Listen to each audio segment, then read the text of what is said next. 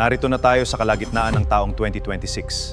Tumingin ka sa paligid mo, mas nagmahal ang mga bilihin, mas beg, at mas nararamdaman mo ang bigat ng buhay. Habang naglalakad ka pa uwi galing sa trabaho or habang nakatitig ka sa kisame ng kwarto mo ngayong gabi, may isang tanong na pabalik-balik sa isip mo. Bakit kahit anong kayod ko, parang hindi pa rin sapat? Pakiramdam mo ba ay paikot-ikot ka lang?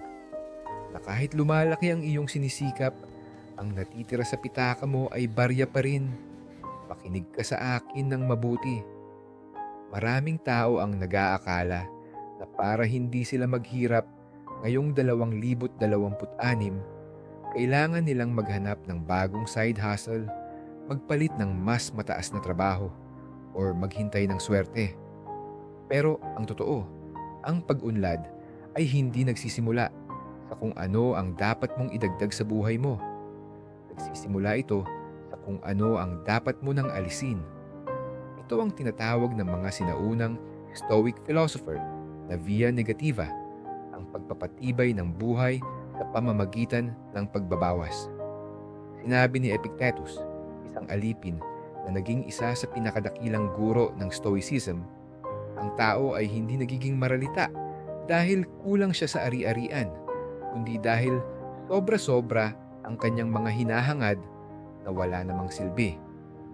Kung hanggang ngayon ay daladala mo pa rin ang mga lumang gawi, ang mga maling mindset at ang mga luhong pilit mong itinataguyod para lang mapatunayan sa ibang tao na nakaangat ka na, ginagawa mo ang sarili mong alipin. Isa, alisin ang paghahabol sa trend at social media. Flex number 1. Alisin mo na ang paggasta ng pera para lang may maipakita sa iyong social media accounts. Sa turo ng mga Stoic, ang paghahabol sa reputasyon o sa magandang tingin ng ibang tao ay isang walang katapusang karera na ikaw ang laging talo. Tinatawag ito ni Seneca na pagpapakain sa isang halimaw na hindi kailanman mabubusog.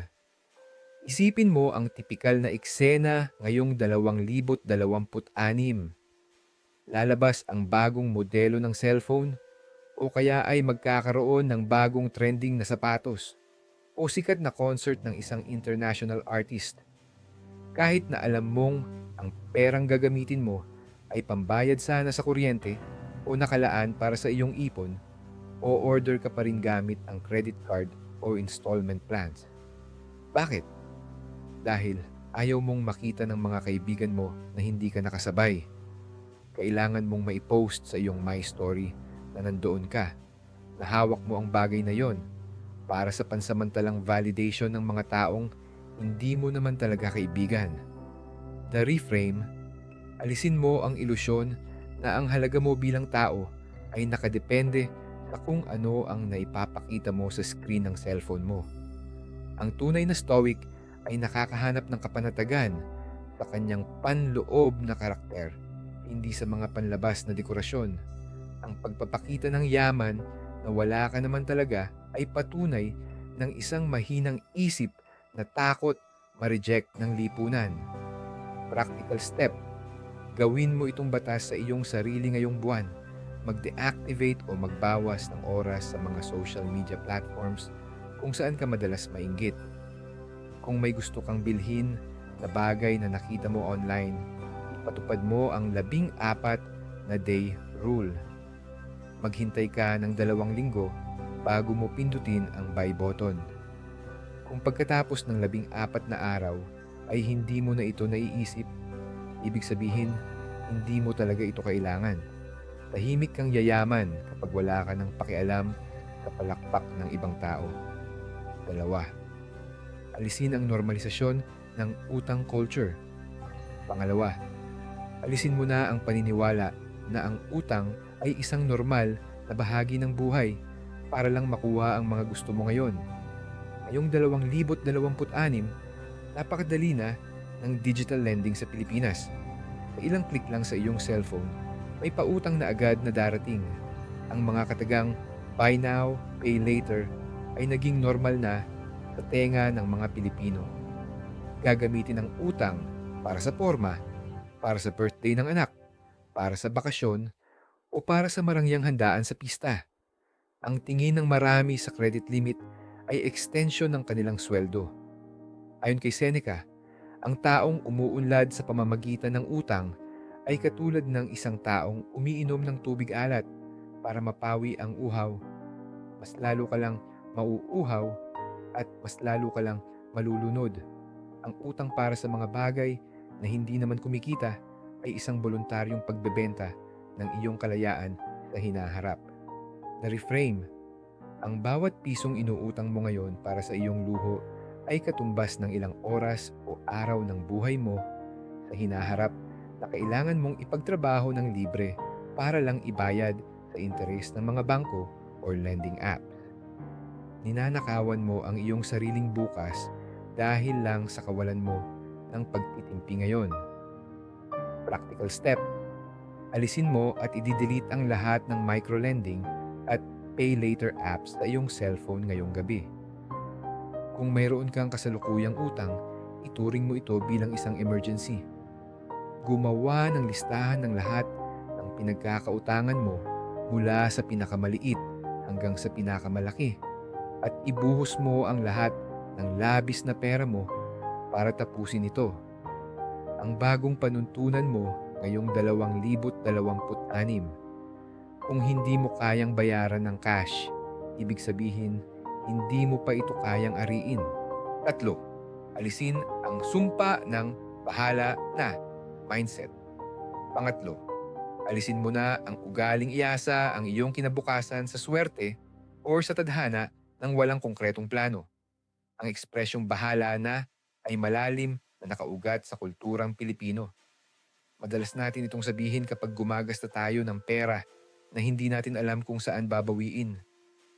Gagastusin ko muna ito. Bahala na si Lord kung saan kukuha bukas. O kaya ay, bahala na. Darating din naman ang para sa akin. Ito ay hindi tunay na pananampalataya. Ito ay katamaran ng isip na nagbabalat kayo bilang pagtitiwala.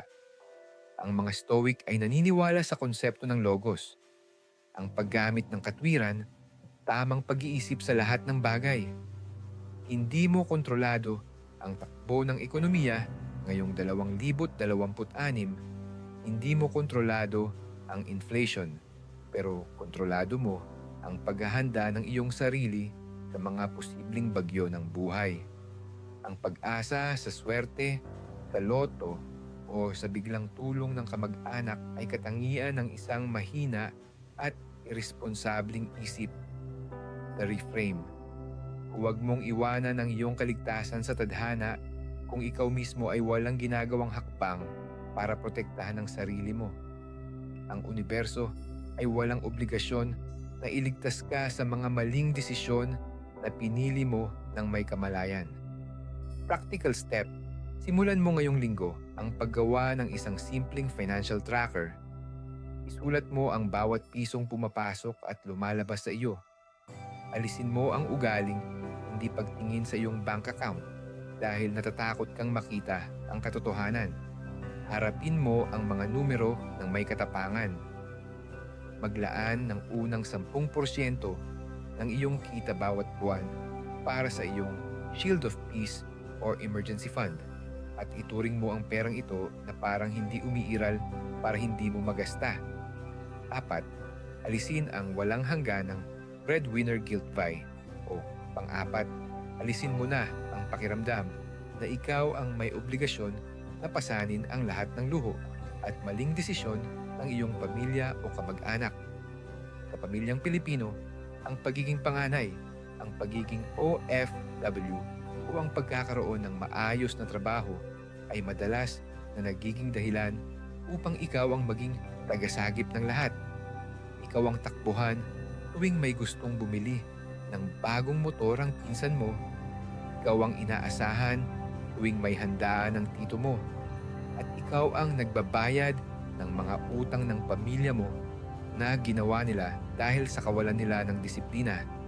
At kapag nagsabi ka ng hindi ko kaya, kinakain ka ng matinding guilt or konsensya dahil pakiramdam mo ay masama kang anak or kapatid. Makinig ka sa turo ng sining ng dichotomy of control. Sinabi ni Marcus Aurelius na may malaking pagkakaiba ang pagtulong sa pamilya dahil sa pagmamahal, sa pagtulong dahil sa takot na mapag-usapan o mapagbintangan. Hindi mo kontrolado ang ugali o ang pananalapi ng ibang tao, kahit pa sila ay sarili mong mga magulang o kapatid. The reframe, ang pagpapahintulot na ubusin ng pamilya mo ang iyong ipon para lang sa kanilang luho o katamaran, ay hindi pagpapakita ng pagmamahal. Ito ay pagpapakain sa kanilang pagiging pabebe at kawalan ng responsibilidad. Ninanakawan mo ang iyong sariling hinaharap upang suportahan ang kanilang panandaliang sarap. Practical step: magtakda ka ng malinaw na boundaries o hangganan ngayong 2026. Magpasya ka kung magkano lamang ang kaya mong ibigay buwan-buwan para sa tulong sa pamilya. Isang halaga na hindi sisira sa iyong sariling emergency fund at mga bayarin. Kapag humingi sila ng lampas sa halagang ito para sa mga bagay na hindi naman buhay at kamatayan, matutong tumingin sa kanilang mga mata ng kalmado at sabihing, gusto ko kayong tulungan. Pero hanggang dito lang ang kaya ng budget ko ngayon. Ang galit nila ay sa kanila. Ang kapayapaan mo ay sa iyo. 5. Alisin ang paghahanap ng instant gratification. O panlima, alisin mo na ang ugaling pagbili ng mga bagay para lang pasayahin ang sarili mo tuwing ikaw ay pagod, stress o lungkot sa trabaho. Madalas nating marinig sa mga Pilipino ang linyang, pagod ako sa trabaho linggong ito, kaya deserve ko to. Pagkatapos, o-order ng mamahaling pagkain sa delivery app, bibili ng mga damit na isusuot lang ng isang beses, o magpapakasasa sa mga material na bagay bilang self-reward. Ang tawag dito ay instant gratification. Ang paghahanap ng mabilis na ligaya upang takpan ang isang mas malalim na kawalan o pagkabigo sa buhay. Ang mga Stoic ay nagtuturo ng katangian ng temperance o pagpipigil sa sarili. Ayon kay Musonius Rufus, ang taong alipin ng kanyang mga panandaliang pagnanais ay isang taong madaling kontrolin ng mundo. Ang bawat self-reward na ginagawa mo gamit ang perang wala ka naman ay isang karagdagang araw na kailangan mong manatili sa trabahong kinatatamaran mo. The reframe: huwag mong gamitin ang pera mo para gamutin ang iyong emosyonal na pagod. Ang stress sa trabaho ay hindi nareresolba ng bagong sapatos o masarap na ulam. Nareresolba ito ng tamang pahinga, pagninilay at pagbabago ng iyong perspektiba.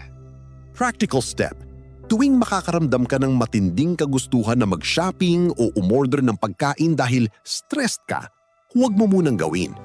Huminto ka ng 5 minuto. Huminga ka ng malalim, kumuha ng basong tubig o lumabas ka para maglakad-lakad sa labas. Palitan mo ang material na reward ng mental na reward. Sabihin mo sa sarili mo, ang tunay kong reward ngayon ay ang aking disiplina na hindi magpatalo sa aking emosyon. Practical step: tuwing makakaramdam ka ng matinding kagustuhan na mag-shopping o umorder ng pagkain dahil stressed ka, huwag mo munang gawin. Huminto ka ng 5 minuto. Huminga ka ng malalim, kumuha ng basong tubig, o lumabas ka para maglakad-lakad sa labas. Palitan mo ang material na reward ng mental na reward. Sabihin mo sa sarili mo, ang tunay kong reward ngayon ay ang aking disiplina na hindi magpatalo sa aking emosyon. Alisin ang takot na magmukhang mahirap. 6, alisin mo na ang takot na isipin ng ibang tao na ikaw ay walang pera o napag-iiwanan na sa buhay. Isang malaking kanser sa ating lipunan ang tinatawag na fake rich. Mga taong gumagasta ng malaki upang magmukhang mayaman, habang ang mga totoong mayayaman ay nabubuhay ng simple at tahimik. Natatakot tayong tumanggi sa mga mamahaling gimmick ng mga barkada, Natatakot tayong magsuot ng lumang damit sa mga okasyon at natatakot tayong sabihin ang salitang, "Hindi ko kaya yan," dahil ayaw nating kaawaan o maliitin ng mga tao sa paligid natin. Si Marcus Aurelius, ang pinakamakapangyarihang tao sa buong mundo noong kanyang kapanahunan, ay madalas na natutulog sa isang simpleng higaan ng alipin at nagsusuot ng ordinaryong balabal kapag hindi kailangan sa mga opisyal na seremonya. Alam niya na ang karangalan ay wala sa kasuutan, kundi nasa kaluluwa. The reframe. Ang pagkakaawa sa sarili dahil lang sa hindi mo kayang makisabay sa karangyaan ng iba ay tanda ng isang mababaw na pagkatao. Mas mabuting magmukhang mahirap sa mata ng mundo, ngunit mayaman ang laman ng iyong bangko at payapa ang iyong gabi, kaysa magmukhang hari sa paningin ng iba, ngunit umiiyak tuwing darating ang singilan ng utang. Practical step. Simulan mo ngayong araw na yakapin ang sining ng pagiging simple. Kung yayayain ka ng mga kaibigan mo sa isang restaurant na alam mong hindi pasok sa iyong budget para sa linggong ito, huwag kang mag-imbento ng dahilan. Sabihin mo ng tapat at may ngiti, "Salamat sa aya, pero labas sa budget ko yan ngayon. Bawi na lang ako sa susunod." Ang taong may lakas ng loob na magsalita ng katotohanan tungkol sa kanyang pananalapi ay ang taong hindi kailanman mamanipulahin ng opinyon ng iba. 7. Alisin ang pagiging kampante sa iisang source ng kita. 7. Alisin mo na ang maling akala na ang iyong kasalukuyang trabaho o iisang source ng kita ay sapat na para sa iyong seguridad ngayong 2026. Napakabilis ng pagbabago ng mundo ngayong taon. Ang pag-unlad ng artificial intelligence, ang pagbabago sa merkado, at ang sunod-sunod na tanggalan sa mga kumpanya ay patunay na walang permanenteng trabaho. Ang pagiging kampante dahil may sumisikatang sweldo ka buwan-buwan ay isang malubhang pagkakamali. Ang mga taong hindi naghahanda sa posibleng krisis ay ang mga unang nadudurog kapag dumating ang bagyo. Ginamit ng mga Stoic ang ehersisyo ng premeditatio malorum, ang pag-iisip sa pinakamasamang senaryo bago pa ito mangyari. Hindi ito pagiging negatibo. Ito ay ang pagiging handa ng isang mahusay na sundalo. Isipin mo, kung bukas ay biglang magsara ang kumpanya mo, gaano ka katagal mabubuhay gamit ang perang mayroon ka ngayon? The reframe. Ang katamaran na matuto ng mga bagong kasanayan o skills habang ikaw ay may trabaho ay isang pagtataksil sa iyong sariling kinabukasan. Ang seguridad ay hindi matatagpuan sa kontrata ng iyong kumpanya. Matatagpuan ito sa iyong kakayahan na maging kapaki-pakinabang sa merkado anuman ang mangyari. Practical step. Maglaan ka ng 1 oras gabi-gabi. Imbis na ubusin ito sa panonood ng mga walang kabuluhang video o paglalaro upang mag-aral ng isang high-value skill. Alamin kung paano gamitin ang mga makabagong tools sa AI.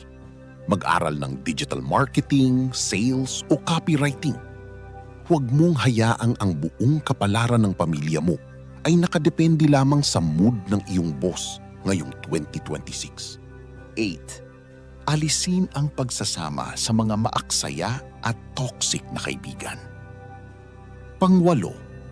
Alisin mo na sa iyong inner circle ang mga taong walang ibang alam gawin kundi hilahin ka sa paggasta at pag-aksaya ng oras.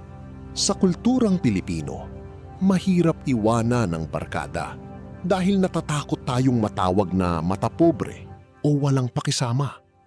Pero kailangan mong mamili ngayong 2026. Ang panandali ang pakikisama sa kanila o ang pangmatagalang kaligtasan ng iyong pamilya at pangarap. Sinabi ni Seneca sa kanyang mga sulat, ang ugali ng mga taong nakapaligid sa iyo ay parang sakit na nakakahawa ng hindi mo namamalayan. Kung ang mga madalas mong kasama sa weekend ay mga taong ang tanging libangan ay mag-inuman, magsugal, magtsismisan, at magreklamo tungkol sa kahirapan ng buhay habang hawak ang mamahaling baso ng alak, unti-unti kang magiging katulad nila. The reframe. Hindi mo tungkulin na isave ang mga taong ayaw namang isave ang kanilang sarili. Ang pagpili ng mga kaibigang may disiplina, may pangarap, at may respeto sa pera ay hindi pagiging matapobre.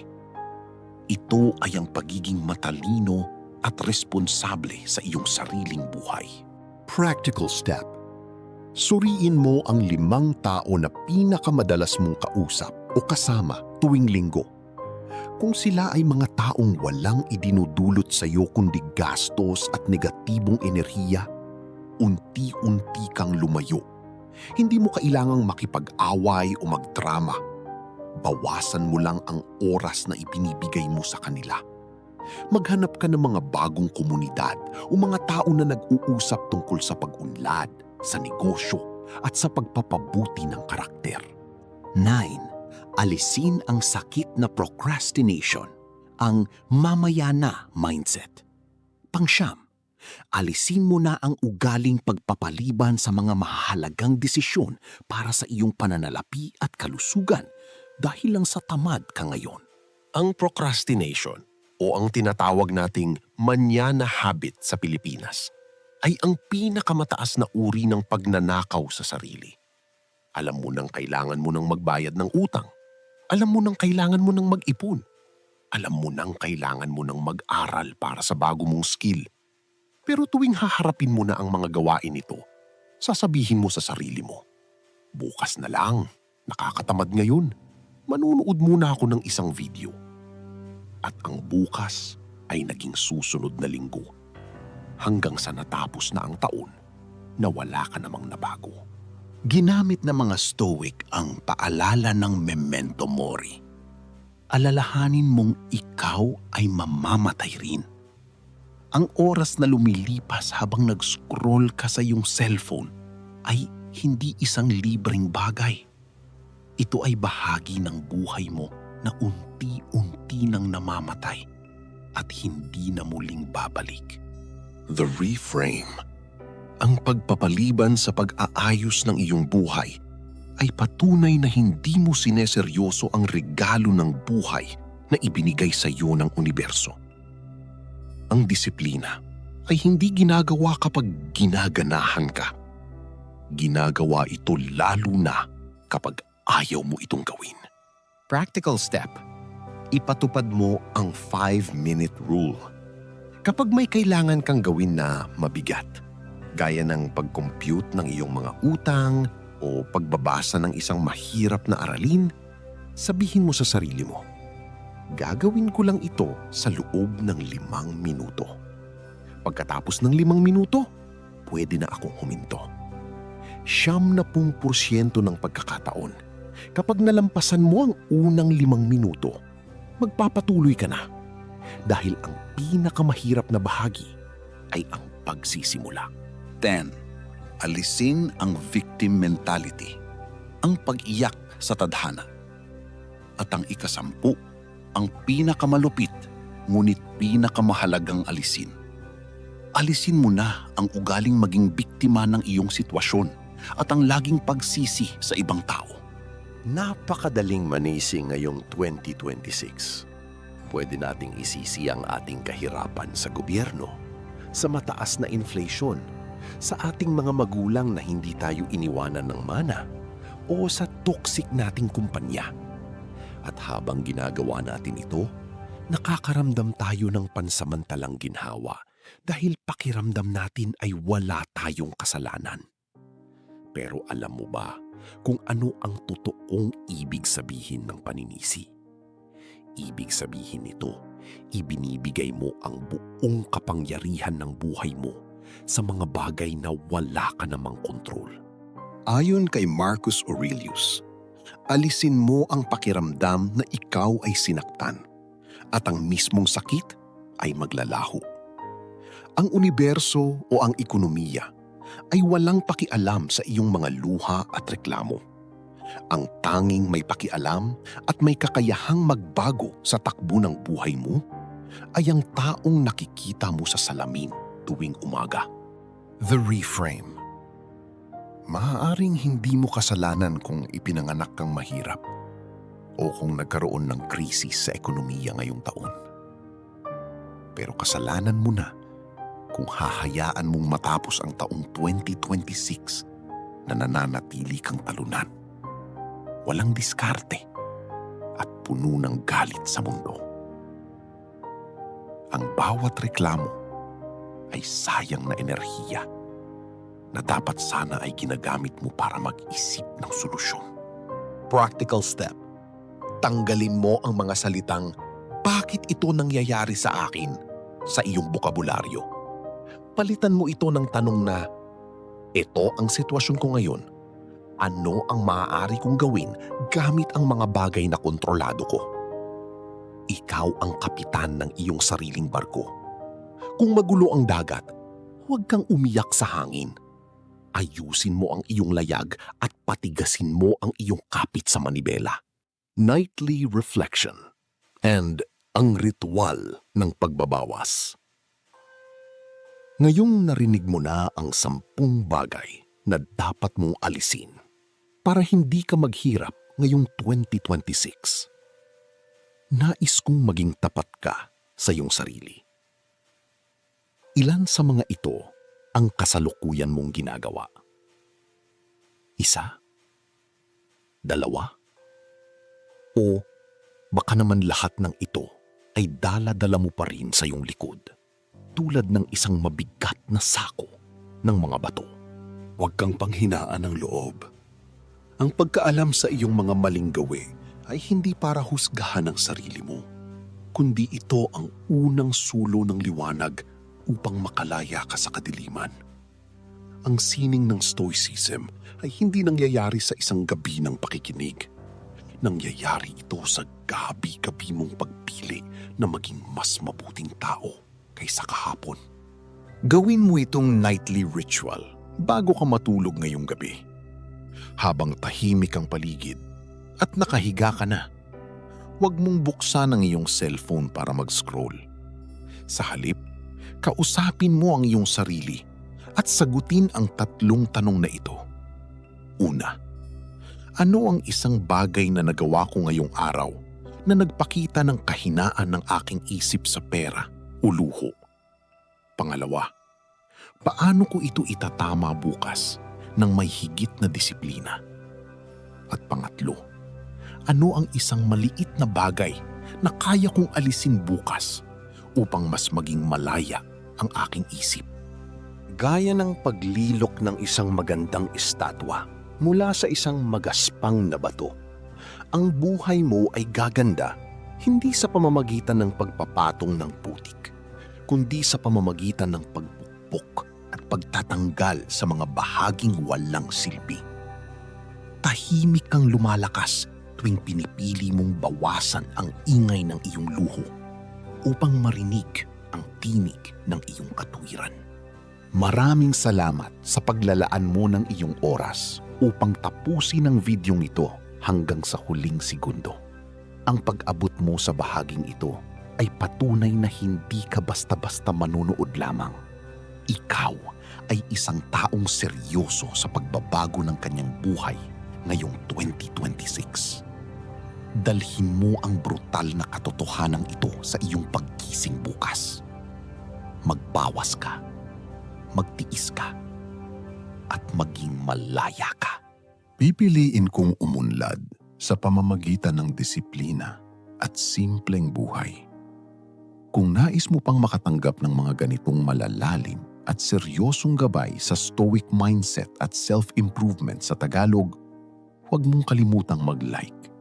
I-share ito sa isang kaibigan o kapamilyang alam mong kailangan itong marinig. At mag-subscribe sa ating channel. Bago mo tuluyang isara ang videong ito, nais kong i-anchor natin ang iyong paninindigan sa ating comment section. Huwag mong hayaang maging hangin lamang ang mga aral na ito. I-comment mo ngayon ng may buong katapangan ang phrase na ito. Aalisin ko ang walang silbi upang palakasin ang aking sarili. Isulat mo ito bilang iyong kasunduan sa iyong sarili ngayong 2026. Matulog ka ng may kalmadong puso. Gumising ka bukas ng may matatag na diskarte. Manatiling stoic hanggang sa muli nating pagkikita.